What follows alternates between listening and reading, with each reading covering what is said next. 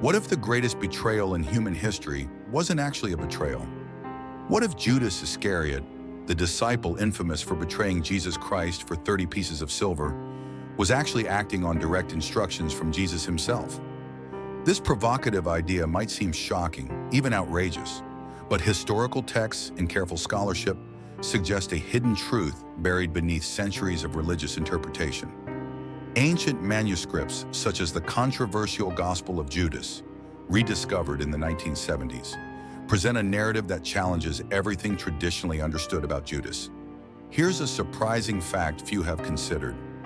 Early Christianity included groups who deeply honored Judas as a martyr and hero, not a traitor. What if the vilification of Judas was a historical cover-up?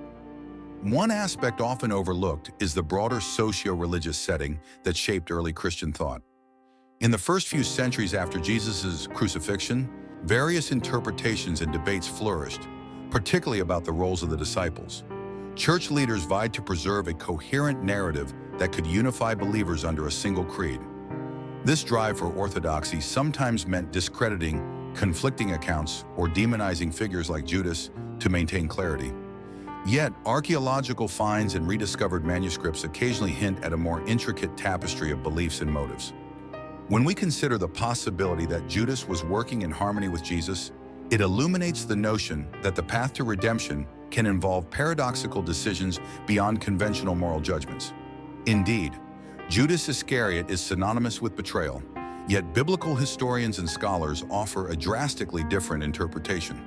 Bart Ehrman, Elaine Pagels, and others propose that Iscariot derives from Sicarii, a radical faction of Jewish revolutionaries fiercely opposing Roman rule, documented by historian Josephus. Josephus describes the Sicarii as patriots rather than villains, driven by religious zeal and national pride. Could Judas's motives have been deeply political rather than greedy or treacherous? Intriguingly, Judas was trusted implicitly within the group, serving as the treasurer. Handling communal funds required immense trustworthiness. This trust is puzzling if Judas was inherently untrustworthy. Consider also that Judas is consistently listed among the disciples without suspicion in early texts. Could his infamous betrayal have been misunderstood or deliberately misrepresented over centuries? Scholars argue Judas might have believed that delivering Jesus to authorities would trigger a revolutionary uprising, overthrowing Roman oppressors and restoring freedom to Israel. What do you think motivated Judas most deeply? Greed, disillusionment, or perhaps misplaced revolutionary fervor? Although many mainstream believers may find it unsettling to consider Judas as anything other than a traitor, some theologians argue that labeling him as purely wicked oversimplifies the complex realities of first-century Judea. Resistance movements, Roman crackdowns, and religious fervor created an environment where devout Jews interpreted prophecy in ways that aligned with national liberation. In this light, Judas's hopes might have been fueled by both faith and patriotism. By giving voice to these alternative interpretations, modern scholars underscore the importance of context in understanding biblical figures. The interplay between political ambition and spiritual expectation possibly set the stage for Judas's controversial actions, inviting us to reflect upon history's many shades of gray and beyond.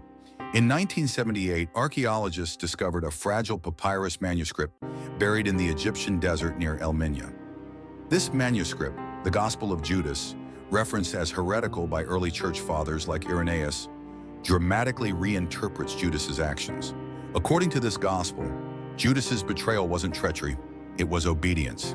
The manuscript explicitly quotes Jesus instructing, "Judas, you will sacrifice the man who clothes me," suggesting Judas's betrayal was essential to a larger divine plan.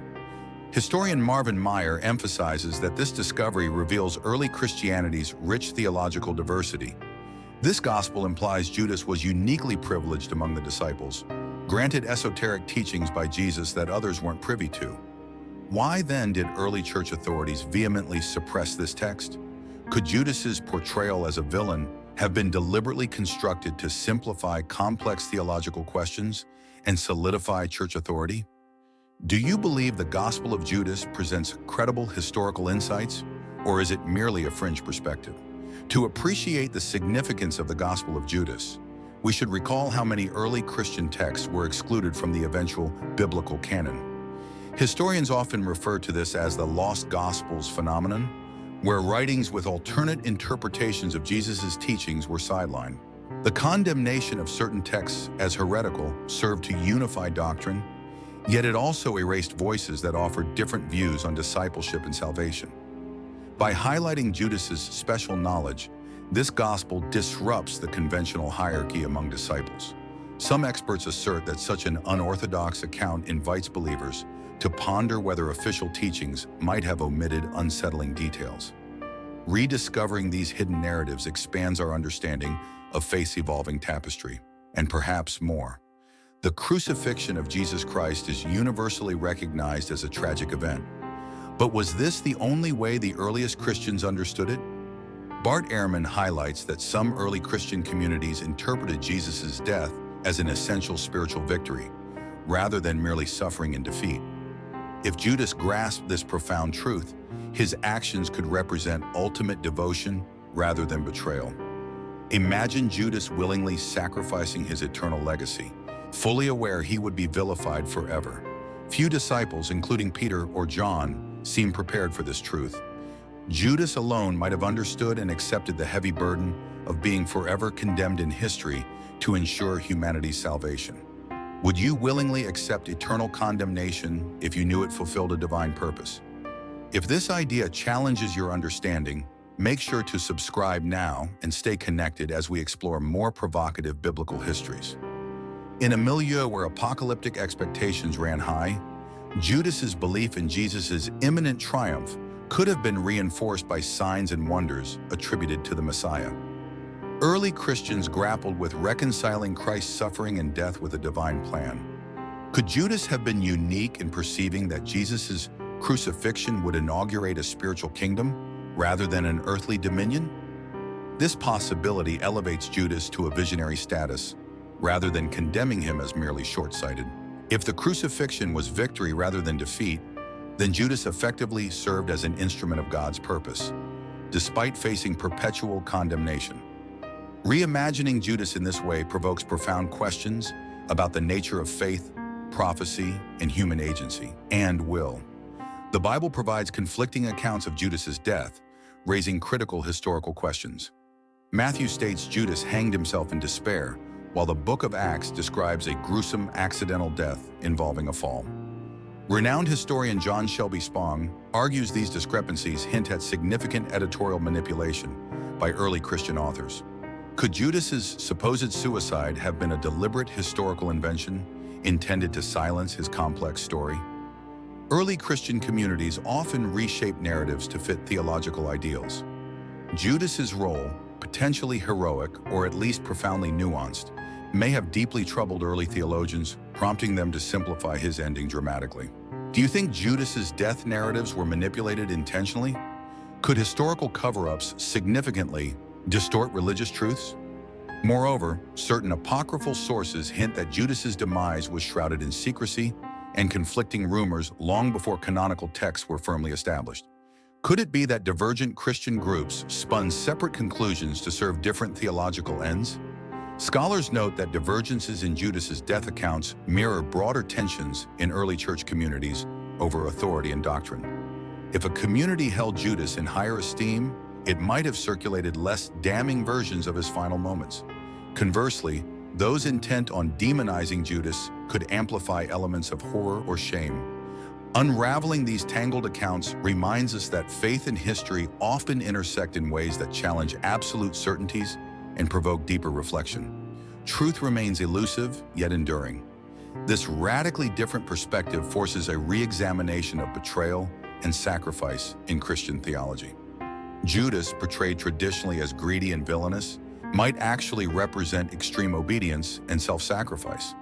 Theologian Karen King argues that Judas's role exemplifies genuine devotion's painful complexity, redefining our understanding of loyalty to divine command. Ancient texts, canonical and apocryphal alike, consistently hint at Judas's awareness of his tragic destiny.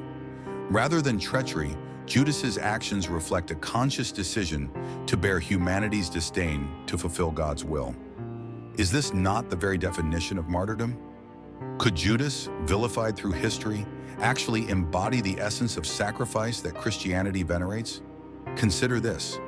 If Judas consciously chose infamy to achieve a divine purpose, what does this say about historical judgments in our readiness to condemn? In reframing Judas as a misunderstood martyr, we confront the uncomfortable possibility that our moral binaries fall short. Perhaps the greatest lesson lies in recognizing that unwavering devotion can take forms we struggle to label as purely good or evil. When Judas's act is viewed as a deliberate acceptance of contempt for the sake of a divine plan, the narrative breaks free from reductive tropes. Instead, it underscores how individuals may enact roles that defy simple categorization.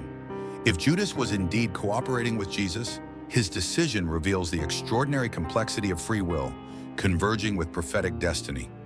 Exploring these themes helps illuminate faith's power to inspire commitment beyond ordinary comprehension.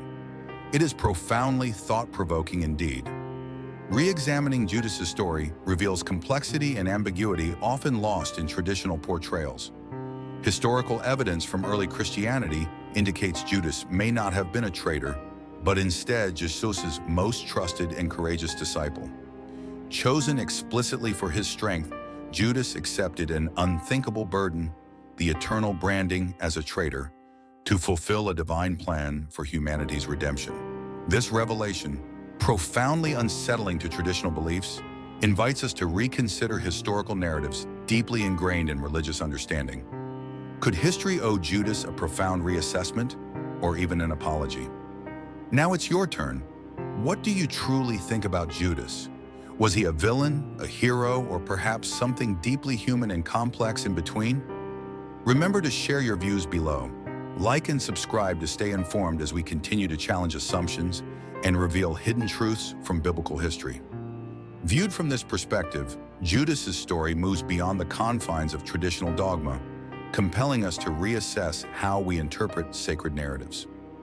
Scholars and theologians alike debate whether this reinterpretation jeopardizes core Christian doctrines or enriches them by showing the unexpected paths through which divine will might operate. The ongoing fascination with Judas underscores humanity's perennial quest for meaning in the face of moral ambiguity.